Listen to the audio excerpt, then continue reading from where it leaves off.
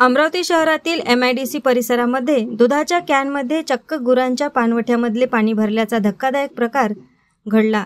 गुरांसाठी भरून ठेवलेले पाणी दूध विक्रेते दुधात मिक्स करून विकत आहेत।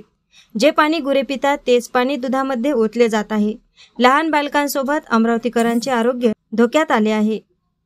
अमरावतीच्या MIDC परिसरातील हा संपूर्ण प्रकार CCTV मध्ये हा पूर्ण प्रकार कैद झाला आहे। अन्न व औषध प्रशासन विभाग याकडे लक्ष देणार का असा प्रश्न निर्माण झाला आहे।